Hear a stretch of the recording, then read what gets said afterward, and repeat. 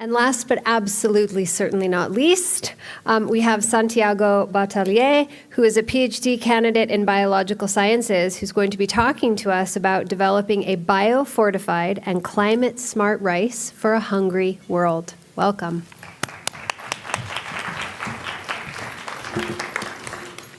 Thank you. So what's the one thing that we all have in common? It's food. We need it, we enjoy it, and although we come from diverse background, it always brings us together. But right now, with the war in Ukraine and currently the pandemic, or after the pandemic and currently the war in Ukraine, access to affordable and nutritious food is becoming more and more difficult around the world. So imagine the last time you got hungry and you want food. But what if you don't have the means or even don't have access to nutritious food? This is what we call food insecurity. As a plant molecular biologist, my goal is to find solutions to the challenges of food insecurity. I study genes that make plants more resistant to diseases, tolerant to stress, and more nutritious. And I work on rice, which is a staple food for more than half of the world's population.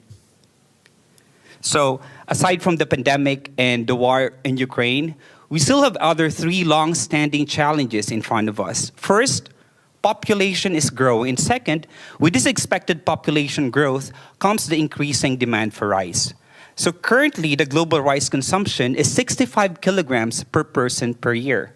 In the US, it's 12 kilograms, Japan, 35 kilograms, and in the Philippines, where I came from, it's 117 kilograms per person per year. Indonesia, 175 kilograms, Myanmar, 230 kilograms per person per year. You notice that the poorer the country is, the greater their demand for rice is their main source of calories. And third, alongside with these challenges is the predicted negative impacts of climate change to crop production. And so to meet the demands of the growing population and to adapt to the challenges of climate change, we need to produce more, but not just more. We need to produce more nutritious varieties, especially for the impoverished populations that lack access to higher quality food. And third, we need to produce climate-resilient crops. So keeping these things in mind, by genetically engineering a single gene called WRKY, we have produced a rice plant with improved traits such as faster germination rates.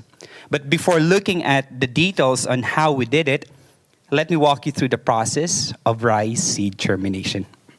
So a rice seed is composed of three major parts: the embryo that gives rise to the baby plant, the starchy endosperm that supplies the food for the growing embryo, and the aleurone layer that produces the enzymes that degrade the starch. So germination starts with water uptake that promotes the production of a plant hormone called gibberellic acid, or GA for short. Now, GA moves to the aleurone layer where it induces the production of an enzyme called alpha amylase that degrades the starch into simple sugars that will be used by the growing embryo. Now, let us look at the aleurone layer at the cellular level.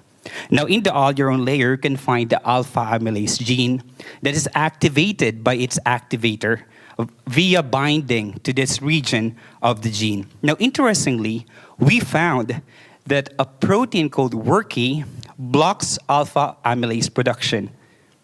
So without GA, WRKY binds to this region of the gene, which prevents the binding of the activator and thereby shutting off the gene.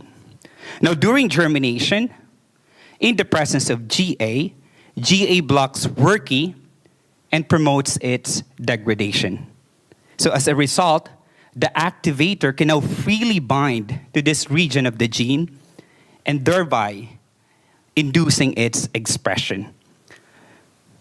So simply put, production of alpha amylase promotes seed germination, and WRKY blocks alpha amylase production.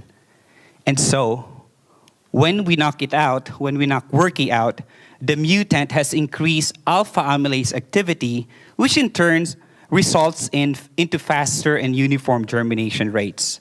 And remarkably, it can even germinate in stressful conditions such as salt and cold environment. And amazingly, this rice plant also produces grains with improved nutritional composition, such as increased levels of vitamin B2. I understand that food insecurity is not just a scientific issue to solve, but a political one. But we have a huge challenge in front of us. So together, although we came from different backgrounds, we need to do everything we can to alleviate human suffering. Thank you.